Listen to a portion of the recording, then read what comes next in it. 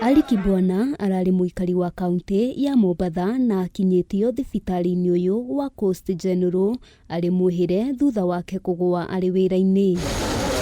Ona thengia wa thibitari uyu gukorwo uri wa thirikari, family ya Kibwana yugite murwaru wao ndamukirirwo na njira ya naihenya ni urugamiriri wa guku amu mathirwo marihe 350 niguo Kibwana amukire urigiti uria afataraga. Hii hospitali wameweka pesa mbele kuliko ubinadamu, kwa sababu ikiwa mheshimiwa ameinua simu amewaambia yuko ready kwa anything, wampeleke mgonjwa kwa surgery, wamekataa paka you have to pay cash ndo mgonjwa aende kwa surgery. Kibwana agumirwo ni thina wa kumatagwa thakame mutwe na afataraga urigiti wa guthinjwo, family igitariria gikuo giake kiraumanire na gutiganirio o hamwe na kwaga gutangikirwo ni arigitani. Wataka gavana atuambie atatuangalia sisi wananchi wake ama ataangalia staff wenye kuangalia pesa. Anaambia mheshimiwa bila 200,000 hu mgonjwa ingine. Kaambia I'm a stakeholder in this county government.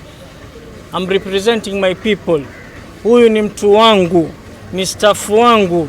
Mubunge wa gicigo kia Mvita Mohamed Mchele ataririe ona thengia wa kuingirira ndeto eno na guthaitha urugamiriri wa thibitari utangikire murwaru ucio.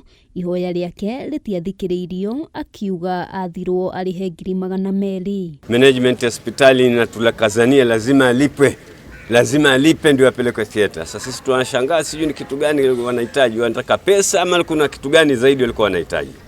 Hapo ndio mpaka leo tumemdileisha mpaka amefariki. Sasa hivi tumepoteza mtu na pesa tumelipa.